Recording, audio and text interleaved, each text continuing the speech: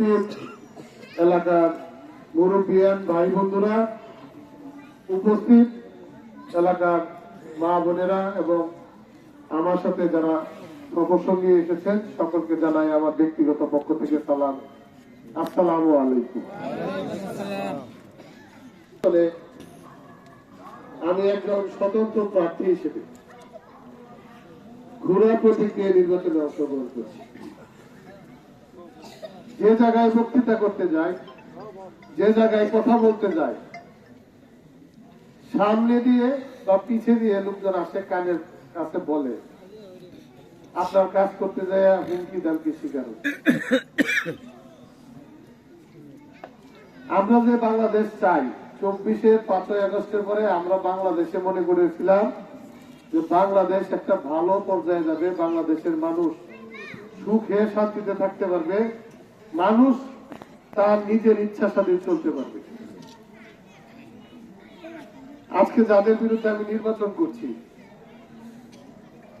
উনি অনেক বড় নেতা, উনি বিএনপির যুগ্ম মহাসচিব, আমার বড় ভাই, উনি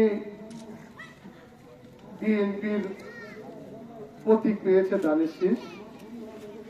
আমি ওই দলের সামান্য একজন কর্মী ছিলাম, আমি ওই দলের 52 নম্বর সদস্য ছিলাম। আমি স্বতন্ত্র ইলেকশন করছি, আমিও মেনে নিয়েছি উনি জনপ্রিয়, আমার এতে কোনো আপত্তি নাই। আমি কোন যুক্তি তর্কের মধ্যে যাইতে রাজি না। আমি তো জনপ্রিয় না দেখি তো দল আমাকে মনোনয়ন দেয় না, তাইলে আমি যে নির্বাচনে অংশগ্রহণ করতেছি আবার লোকজনদের হুমকি দামকি দেওয়ার কি দরকার? জনপ্রিয় লোক কি কারো হুমকি দামকি দেয়? বলছেন এরকম কথা? এটা কি এই এলাকা কি আমার মামার বাড়ির এলাকা? টিকুরিয়া গ্রাম, হাকিম সাহেবের বাড়ি আমার মামার বাড়ি সভা। এই উত্তর ময়মনসিংহের মধ্যে এটা নাম করা প্রতিষ্ঠান। এই এলাকায় বহুত আসছি ছোটবেলা, বড় হওয়ার কারণে ব্যবসা বাণিজ্যের করার কারণে এই এলাকায় আসা হয় না। আজকে নির্বাচন উপলক্ষে এনে আসছি। আসার মধ্যে রাস্তার মধ্যে মনে হয়েছে অনেক মানুষ আসতে চায়, কিন্তু তাদেরকে বাধা দেওয়া হচ্ছে। আমরা তো হাইটে গেলে বুঝি যে কি অবস্থা চলতেছে এলাকাতে। আমার কথা হলো ভাই, নির্বাচনে আপনার পক্ষে দল আছে, আপনি নিজে এত বড় একটা নেতা, আপনার দল মার্কা দিছে, আমি আপনার সাথে একটু নির্বাচনে অংশগ্রহণ করি, মানুষ নির্বাচনটা একটু উপভোগ করি। তাহলে তো নির্বাচন হইতো না, নির্বাচন হইতো না ঘুমায় থাকতো, আপনারা ঘুমেতে ডাকতে তুলন লাগতো তাদের যে উড়ুন ছেড়ে দিই, 2টা পোস্টার দিই বা 2টা লিফলেট দিই, ওই তো না হওয়া বিহালে এরকমই তো হইতো। কিন্তু প্রশাসন, যেহেতু আমি স্বতন্ত্র ইলেকশন করবো, প্রশাসনের সাথে কথা বলছি। প্রশাসন আমাকে আশ্বস্ত করছে 100% সুষ্ঠু এবং গ্রহণযোগ্য নির্বাচন হবে। আমি তাদের কাছে জিজ্ঞাসা করলাম, আমি যেহেতু স্বতন্ত্র ইলেকশন করবা, অনেক সাধারণ মানুষ মা বোনেরা আমার লেগে নির্বাচনে নেতা করবে, পরে যদি আপনারা তাদের সমস্যা করে তাহলে তো অসুবিধা। কারণ আমি মানুষের উপকার না করার পারি, মানুষের তো ক্ষতি করার আমার প্রয়োজন নাই। নির্বাচন তো একটা বৃহৎ বিষয়, এটা একটা এমপি ইলেকশন, 2টা উপজেলার 19টা ইউনিয়ন, একটা পৌরসভা নিয়ে আমি ইলেকশন করছি।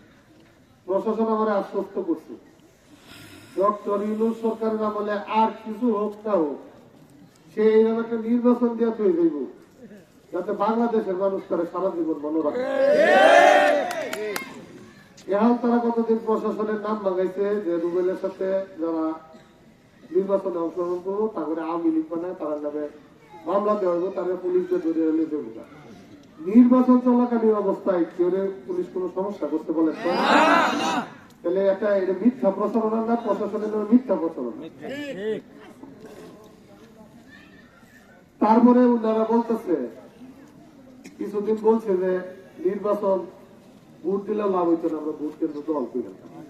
কি কইছেন এইগুলো কথা? তখন আমি এটি মাইকে কই দেখি, আমি বলে তারা নামে বদনাম করি। এই না আমার পথে 4-5 জন আমার কইলো যে ভাই আমার হুমকি দামকি দিতেছে, কারণ আমি কি এই বাড়িতে শিখেছি মানুষ কয় দেখি তো আমি কইতেছি। ঠিক ঠিক আমরা নেতার কাম কি মানুষের কথা বাইতে কোয়ার কাম, ওই কেন্দ্র দল করে আমি আপনারা বলি সুস্পষ্ট ভাবে প্রত্যেকটা কেন্দ্রের মধ্যে সিসি ক্যামেরা লাগাই দিচ্ছে, সব রেকর্ড হইব, কেনা কোন জায়গায় ভোট দিতেছে ভোট গণার সব রেকর্ড হইব। তাহলে এটা কি চুরি করার কোন জায়গা আছে? চুরি করার কোন সুযোগ আছে? দিছে আমরা এটা মনে হয় 4 প্লাটুন বিজিবি দিছে, 4 প্লাটুন। বুঝতে পারছেন অবস্থাটা? এই কেন্দ্রের আশেপাশে গেলে এইরকম পেয়াদা নিতিব মাস 2 মাস কিন্তু ওই জায়গা লালি থাকবো।